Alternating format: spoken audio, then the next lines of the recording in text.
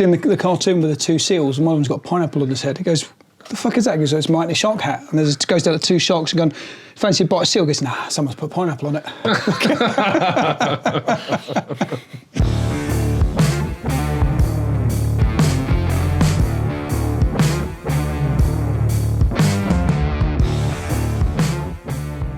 So we're back, chatting shit, talking shit in the shop. In the shop, with, Mr. Matt Liddy this time. Yep, I can chat shit with the best of them. So. Oh, I've heard it, don't worry. I've heard it a few times. Sorry, Matt. Thank you for having me on. That's all right. Yeah. Good. Thanks for joining us. Just want to sort of general chit chat about you, what you do, how you do it, and in general in life. Well, how you don't do it, mate. How you got into? Yeah. Well, I'm a Scorpio. I'm into pre-war Russian literature and poetry. Don't get carried away. Don't get carried away. Yeah. You know, it's the lights in the camera. Don't get carried away, buddy. Right? So where did I start? Started off with Action Air, which I stumbled into by accident. So gateway drug. Which follows on nicely from your last episode.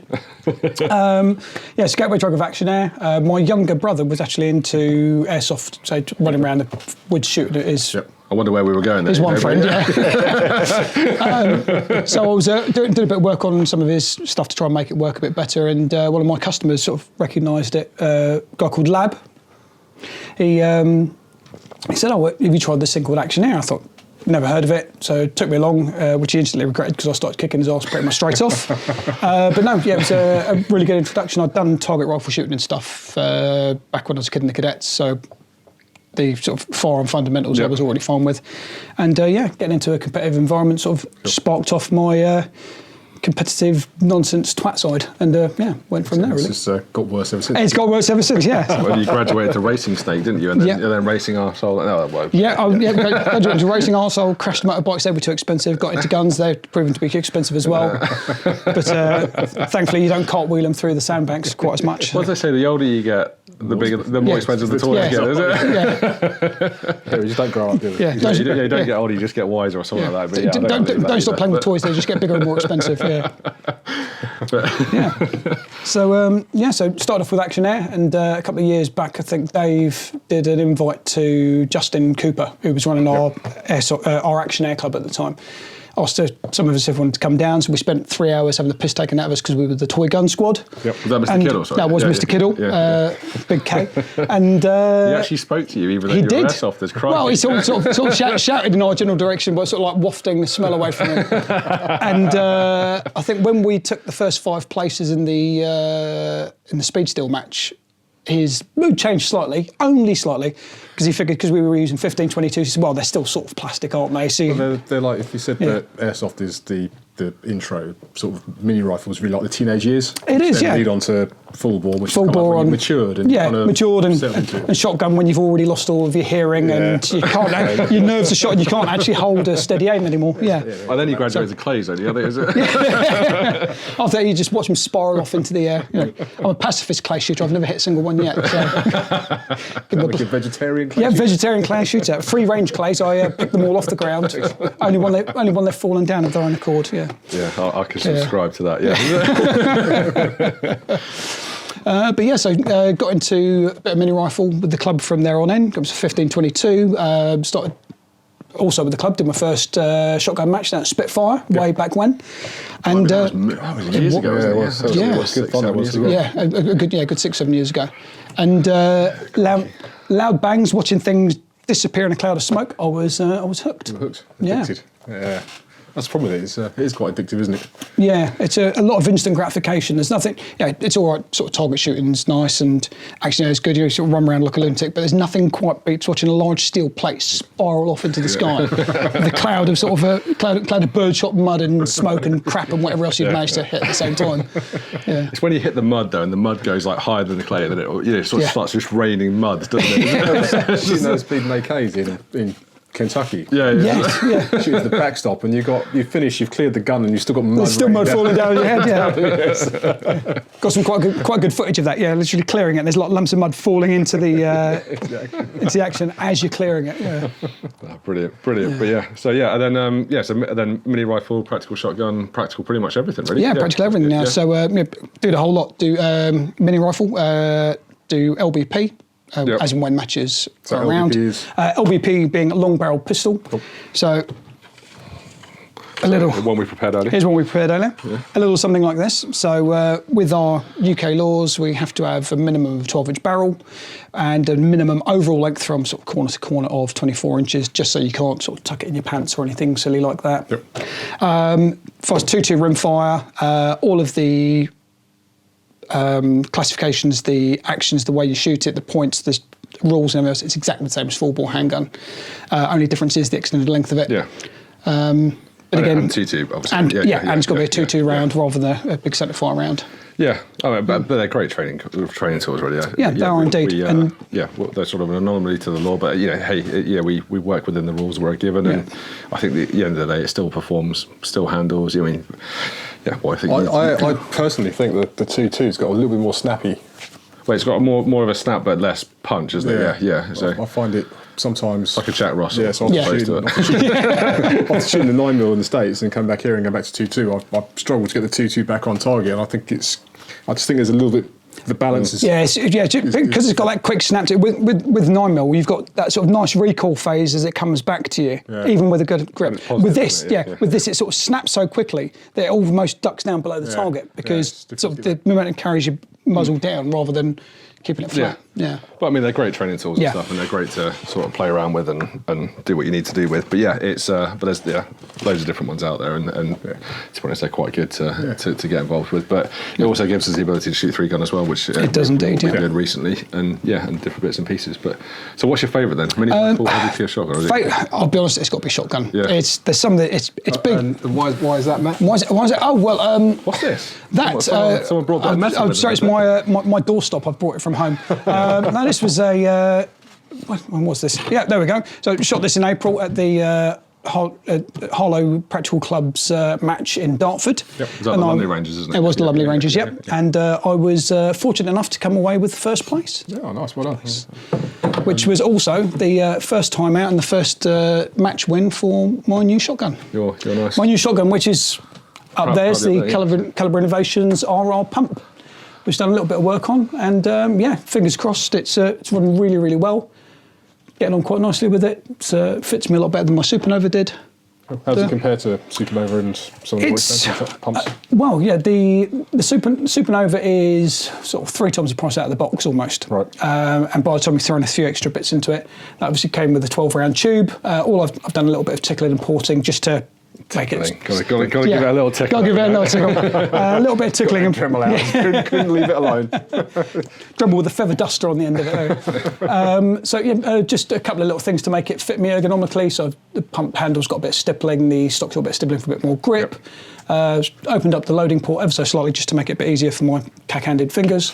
But no, it runs really. You're not left-handed. That's what you refer to me as normally. Cracky, He's going to the dark side, mate. Well, I feel you lefties have had quite a bad run through history. So first it was the church, it was all the devil worshipping, then beating you with a stick in school. So but we're resilient, mate. We came through. So it works really well. Couple of noticeable differences. It's nearly 1.5 kilos lighter than my Supernova is. Really? Crikey. Yeah, it's a massive difference, and it physically is a lot more compact. Length of pull's fairly similar from your buttstock to your pistol grip. Cycle's just as fast, and the first time I used it, the stage I ran it on, I was as fast as my Supernova, which I've been shooting for 4 years, first time out. That's good. So happy days with that. Can't really complain about it. Yeah, no, that's good. That's good. Yeah, I'm pleased you're getting on with it as well. So and the more I use it, obviously the slicker I get. Bear in mind, I've had like the rest of the world, I've had 2 years off with COVID and everything else, not shooting. A few operations and all the rest of it as well. No, that's good. Yeah, and then obviously mini rifle. You've been playing with different toys and yes, mini rifle done quite a few things, a few bits and pieces. I love the engineering side as much as the shooting. In fact, at least as much as the shooting side. So I start off with the 1522, which is the beautiful bit of kit up there, painted by Christian, and he's vowed never to paint anything so complicated again. So we do these things so you don't have to. So started off with that. It's got a few little choice bits and pieces, running Vector optics on it, which is a fantastic bit of kit. Let's bring it down and have a look.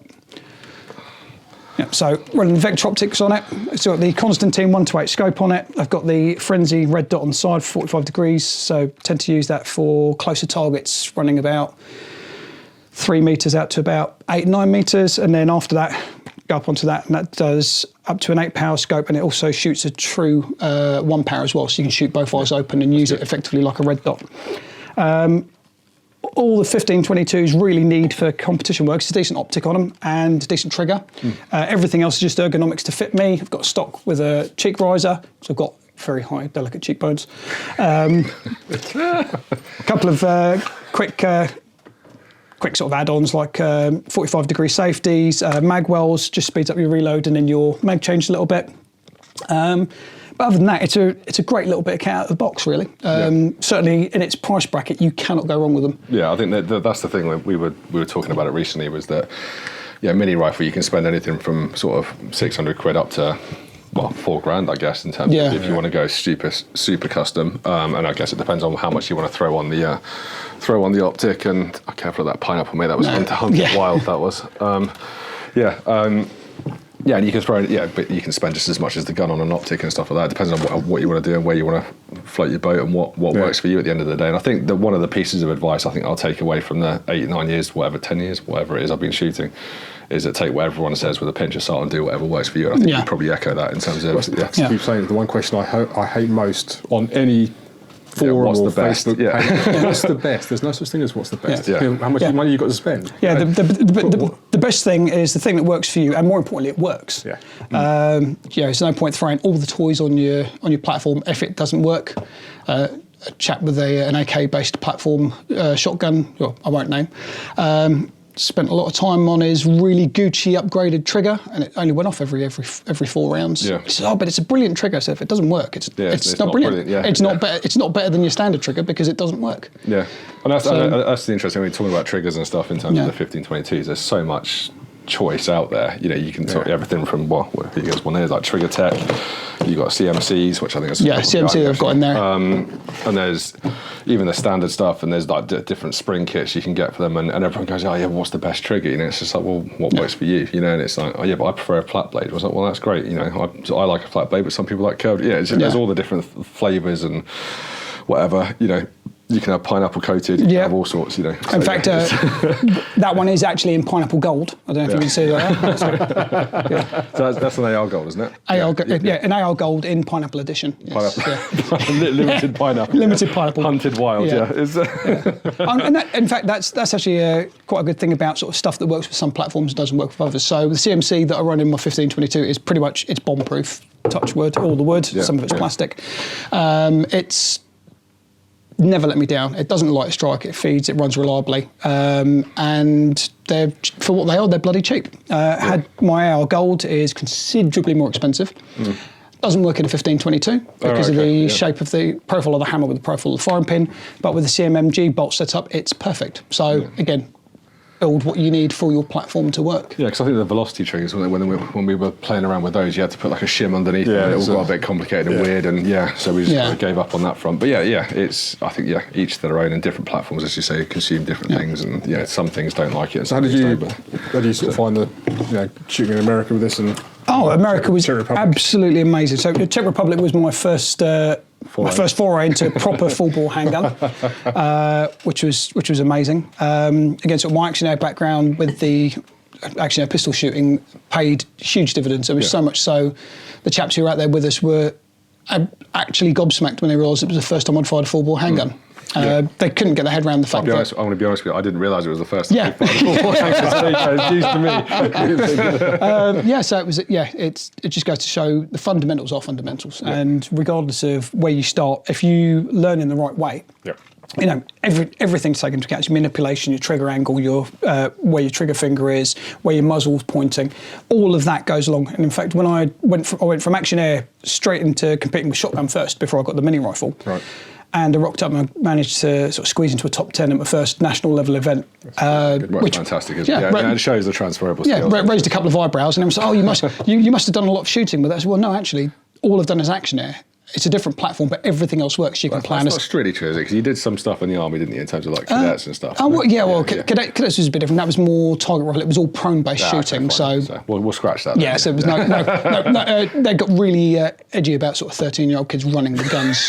It's like scissors or something. I don't know. I mean, what could go wrong? Yeah, I mean, apart from a slight twitch, I'm completely unharmed. But the Czech trip with the shooting handgun for the first proper taste of football handgun was fantastic. Everything transferred across. All the guys we're out with were really good, and it was nice actually being able to coach people as well. Yeah. Because again, it may have been the first time I shot a handgun, but I can shoot. I've got the disciplines, got the basics in other disciplines, so I was able to correct people. Even little things like grip position where people have been shooting for years, and no one had showed them that, just by moving your finger slightly. Yeah, well, I think that's really important as well, because I was watching you coach people and watching them go from groups like kind of this to groups like this. Groups like that's a bit generous, isn't it? It's only because they're off the paper at that point. Shooting IPSC targets at about 10 metres, well, not even that, it was about 7, I think. 7, and still missing completely. Taking them down to actually getting most of their shots in the A zone is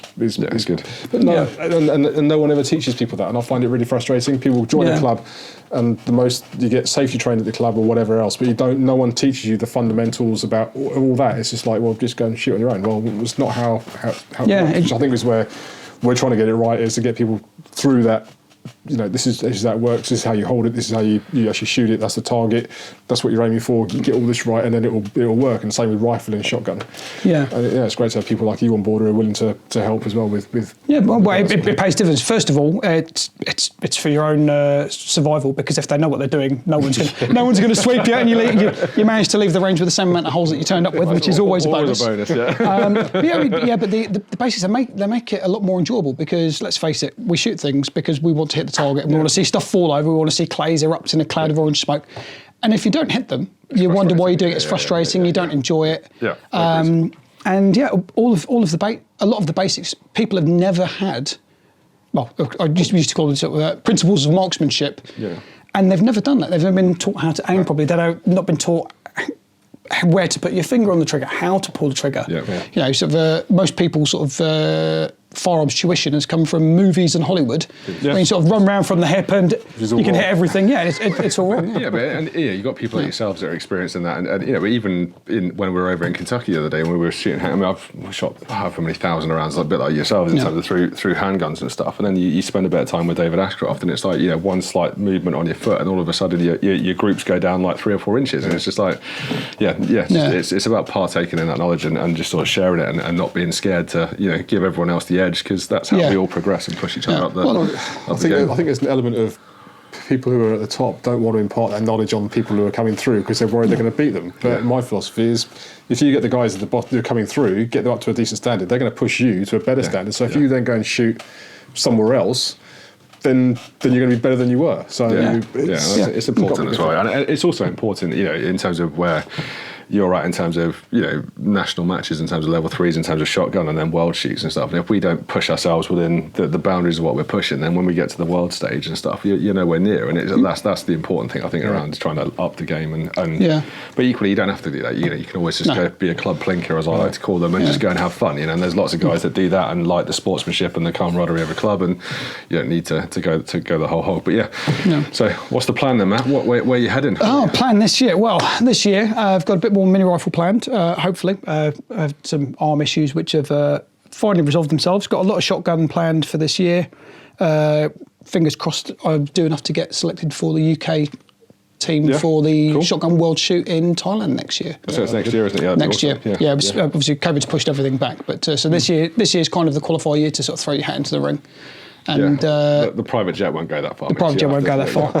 We might have to do a couple of hops. I'll drop that seed in there. But anything we can do to help you get there. Fantastic! Yeah. Well, again, I'm always absolutely blown away by the support that you guys have given me over the years. You're welcome. Everyone should walk around with a nice shirt on that's got calibers, sponsored logos and everything.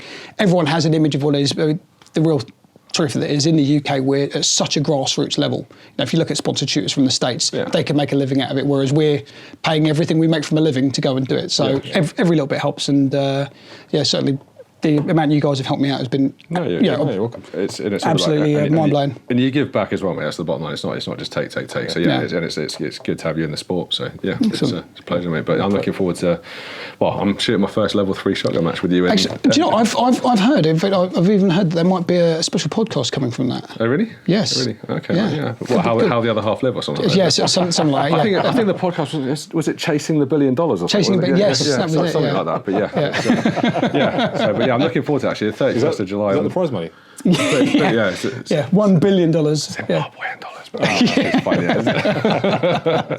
A dollar's a dollar. Yes.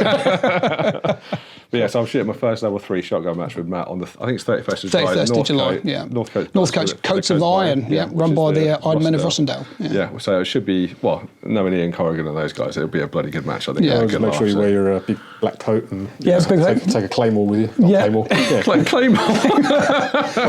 A sword rather than a mine. Oh my God. I was thinking, hold on a minute, anti-personnel mine, it's going to get a bit interesting really quickly. Yeah, I know. We need flashbangs as well. You're going up north. Anything past Watford, just need your jabs up to date, to be honest. But you got to wear the White Walkers as well. But no, I think you'll really enjoy the Coats of Iron, as it's been dubbed. It's been last couple of years. It's really set a precedent for good standards of matches. Quite a high attrition rate. In fact, I think there was even talk of I Survived the Coats of Iron patch, which I think you need to make happen, Dave. It needs to happen. We'll give it a go. Hopefully I will survive the Coats of Iron. I'm looking forward to that. So it'll be a bit of fun. Both you, because I won't be there. Loser. That's right. I'll shoot twice as many rounds just to see you there in spirit. What was that? You're not allowed out. It's not international, mate. You're not interested yet. It's too close to home. Is that because your ankle tag will go off? No, Christian only does stuff when it's sort of like far-fetched, like France, Czech Republic. Well, you don't become part of the jet set by going on a bus, do you? So. But looking forward to that. So we'll have some fun and see what happens. But good. Excellent. Well, cheers for coming on. No, thank you very much for having me on and listening to me waffle. Yeah, that's right. That's good. Thanks. Cheers. Nice one. See you again soon, guys. Cheers.